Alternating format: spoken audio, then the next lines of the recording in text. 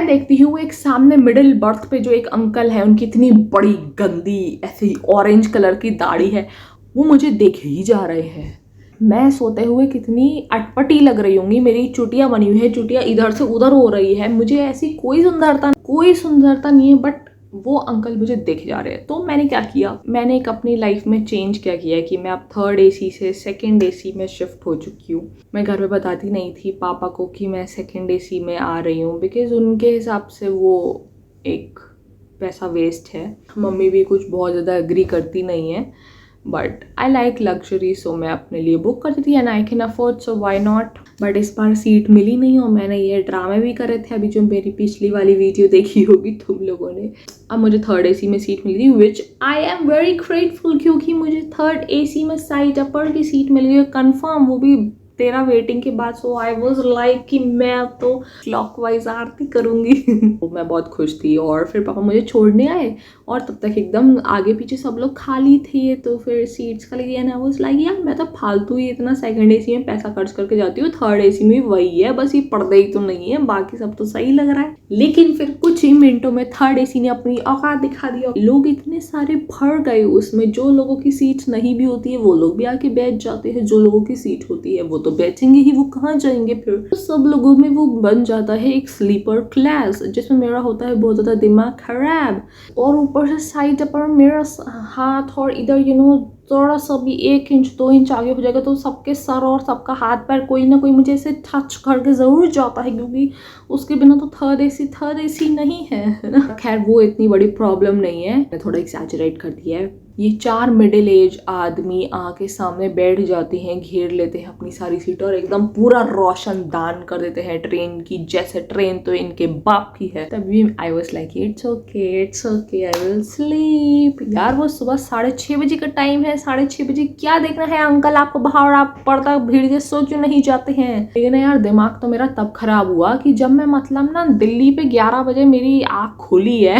उस समय मुझे पता चला कि ये 3rd AC है। मैं देखती हूँ एक सामने मिडिल बर्थ पे जो एक अंकल है, उनकी इतनी बड़ी गंदी ऐसी ऑरेंज कलर की दाढ़ी है, वो मुझे देखे ही जा रहे हैं। मैं सोते हुए कितनी अटपटी लग रही होंगी, मेरी चुटिया बनी हुई है, चुटिया इधर से उधर हो रही है, मुझे ऐसी मेरे अंदर कोई सुंदरता नहीं है, बट वो अंकल मुझे देखे जा रहे हैं। तो मैंने क्या किया, अगर कोई देखता तो उसे देखो, और ऐसा मैंने किया भी, और एक आध बहुत ही मस्त इंसिडेंट हुआ भी है which I can record as a story time some other time. But क्या हुआ कि मैंने इन्हें देखा, उन्होंने भी देखा, क्योंकि मर्जात तो होती ही। फिर क्या हुआ कि उसने एक बार तो अपनी नज़र हटा ली, फिर लेकिन ये ना पैटर्न रिपीट होता गया, तो मेरा दिमाग खराब हो गया। मैंने कहा कि मैं ही उधर मुड़ के सो जाती हूँ, है ना। फिर मैं उधर भी मुड़ी। फिर क्या हुआ कि मुझे ना टॉयलेट आने लगी, और AC के डब्बे में आप टॉयलेट कभी भी जाइए तो इतनी बड़ी पॉटी आपको बाहर मिलेगी, फ्लश पे, हिंदी टॉयलेट में यस, और इंग्लिश टॉयलेट में तो अपना पिछवाड़ा लगा के बैठ ही नहीं सकती। दिल्ली से गुड़गांव आने में मतलब 1 घंटे का ही रास्ता बचा था, तो आई वाज लाइक मैं अब अपने PG में आके ही हगूंगी, जो भी मुझे करना है। तो मैं कंट्रोल कर रही हूँ, ठीक है। तो मैंने कहा अब मैं ना लेटने की जगह बैठ ही जाती हूँ, तो मेरा दिमाग खराब था। मैं बैठती हूँ तो मुझे दिखता है यहाँ पे एक सफ़ेद आदमी का मिडिल एज अंकल इतनी दूर, मतलब मेरा एक 6 का कूपा है, तो एक 6 का कूपा और छोड़ के जो सामने 6 का कूपा है उसमें जो अपर बर्थ में बंदा है वो मुझे देख रहा है। भद्दा आदमी मुझे देख रहा है, चूतिया कहीं का, और मुझे लगता है कि शायद मुझे चूतिया वर्ड एलिमिनेट करने की ज़रूरत भी नहीं है। तो उस चूतिया ने मुझे देखा, मैंने भी उस चूतिया को देखा, फिर से मैंने वो अपनी ट्रिक अपनाई।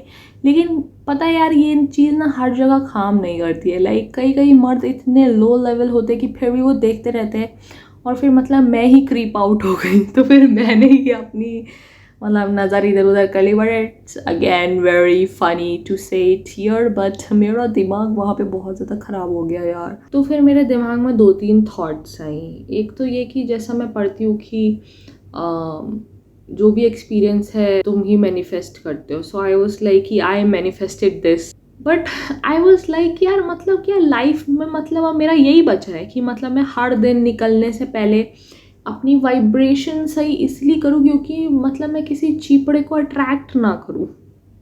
So sad, it is a privilege for man कि उन्हें तो ऐसा कुछ भी नहीं सोचना पड़ता है, उनका हर दिन मतलब इतना सेफ फैंटास्टिक जाता है। दूसरी थॉट ये आई कि इसका कुछ ना कुछ कॉन्सिक्वेंस होना चाहिए. I am not a victim to this. Why shall I be the victim and only cry about it? I want to be the evil person.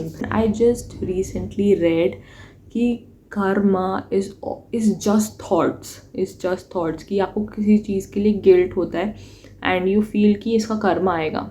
Now because you constantly feel guilt about it कि तुमने कुछ गलत किया है, ठीक है, या तुम्हारे अंदर डर है या तुम्हारे रूल बुक के हिसाब से वो चीज़ है कि तो वो तुम्हारे पास आएगी because you are the one who decided it in your rule book. I don't think so कि यूनिवर्स के पास ऐसा कुछ करेक्ट या रॉन्ग कुछ ऐसा रूल बुक है, is what I read recently also.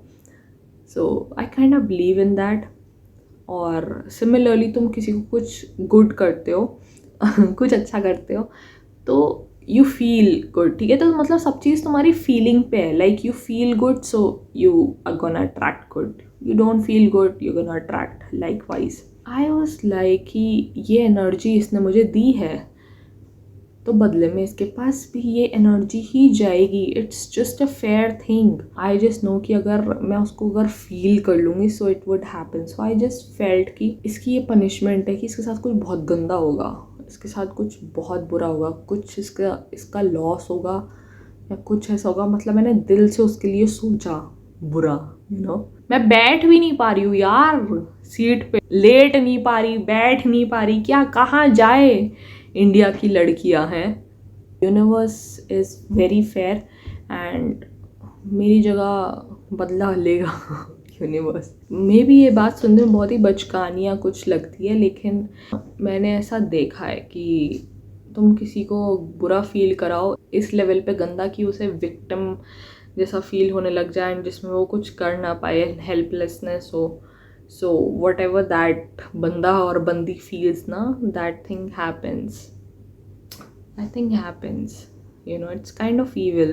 But then I was like यार मैं ऐसे मतलब हर बंदे के साथ करूँगी तो मेरे को इतनी गंदी एनर्जी अपने साथ रखनी नहीं है. और फिर ना मेरे दिमाग में ये थॉट आया कि अभी मैं अकेली हूँ ट्रेन में, है ना. जैसे मैंने ना आगे पीछे देखा सब लोग फैमिलीज के साथ थे, कुछ एक आध मुस्लिम लोग थे जो एक पूरी लड़की बुरखे में थी, वो अपने बच्चे को ब्रेस्ट फीड करी थी. पीछे देखा एक कोई आंटी मस्त अपनी फैमिली के साथ ही and like everyone was with their families. I eventually thought कि अगर मेरे भी यहाँ पे अगर पापा होते इस समय ट्रेन पे तो क्या कोई डिफरेंस होता है. And I was like no. ये जो हमारे दिमाग में होता है कि कोई लड़का होना चाहिए साथ में तो फिर कुछ नहीं होता, पता है डिफरेंस. बिकॉज मेरे पापा क्या पता सो रहे होते उस समय या कुछ भी कर रहे होते, सामने बैठे भी होते, वो तो जिसको तो जो देखना है वो तो देखेगा ना. और कभी मैंने अभी हम लोग फैमिलीज में इतना नॉर्मल और इतना वोकल हुए ही नहीं है अपनी बातों के लिए कि बताएं कि मतलब ऐसे मैं बताऊं कि पापा देखो वो बंदा देख रहा है मुझे. इतना तो मुझे किसी ने कभी कोई वोकल फील नहीं कराया. जो साफ बात है वो है कि अगर इतना कराया होता भी और अगर मैं बता भी देती कि पापा देखो वो बंदा मुझे देख रहा है तो क्या होता, ज़्यादा से ज़्यादा कुछ भी नहीं होता. मतलब पापा क्या करते हैं, कोई मूवी थोड़ी ना चल रही कि उसे ऐसे घूसा जाके मार देंगे कि तू क्यों देख रहा है ऐसे. किसी के अंदर मुझे लगता है it's not about a man और anything but I don't think so किसी के अंदर ऐसे गट्स होते हैं कन्फ्रंट करने के. और मैंने एक बार करा था, मैं बता रही थी ना एक बार मैं स्टोरी टाइम रिकॉर्ड करूँगी, तो वो गट्स होने के लिए बहुत करेज चाहिए. एक बार मुझे याद है मैंने बचपन में भी ना मैं मम्मी के साथ घर आ रही थी नानी घर से घर और मैं बस में थी. सो एक लड़का बड़ा बदतमीज़ था. मतलब हमेशा लड़का ही होता है कोई ना कोई, या अंकल, मतलब वही मर्द जात होती है. तो वो भी घूरे जा रहा था तो मैंने ना मम्मी को बता दिया एक बार, बहुत ज़्यादा अपने अंदर हिम्मत रखी. वैसे पता है मुझे लगता है ना पेरेंट्स को पता होता है क्योंकि यार ये तो मतलब अगर कोई सामने से घूर रहा है तो हमारी सराउंडिंग ऐसी बहुत जल्दी पता चलता है. But I think people try to ignore that stuff.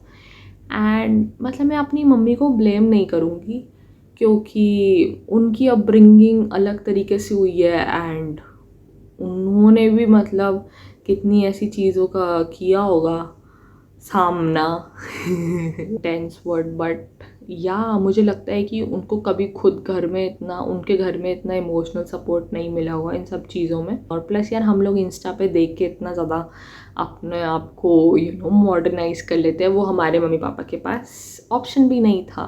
तो फिर ना मैंने मम्मी को बता दिया था बहुत ज़्यादा हिम्मत करके, क्योंकि वो तो यार इतना गंदा मेरे साथ था, क्योंकि मैं ना बहुत छोटी थी एंड आई फेल्ट लाइक कि मुझे तो ये बंदा किडनैप कर लेगा। इस गंदी नज़र से देख रहा था, कुछ ऐसा पान चबाता हुआ या कुछ ऐसा गुटखा चबाता हुआ, समथिंग समथिंग। तो मैंने इसीलिए मम्मी को बताया, क्योंकि मुझे ये लगा कि मैं जिस सेकंड बस से निकलूँगी मम्मी के साथ, ये मुझे किडनैप कर लेगा, मैं घर नहीं जाऊँगी। बस मेरे माँ बाप अकेले घर जाएंगे। सोचो इतना मैं डर गई थी। सो मैंने मम्मी को बताया कि मम्मी मुझे बहुत देर से देख जा रहा है वो बंदा। मुझे भी याद है कि मतलब मैंने कैसे करेज इकट्ठा करके बताया था ना।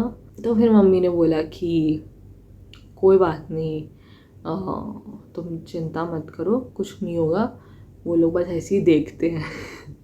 So sad. तो इसीलिए मतलब आज जब वो हुआ ना, तो मेरे जब दिमाग में आया ना, क्या पता कोई घर वाला होता तो भी नहीं, तो जो मेरे साथ होना होता तो वो तो यही चीज़ होती, लेकिन कोई हेल्प नहीं कर पाता।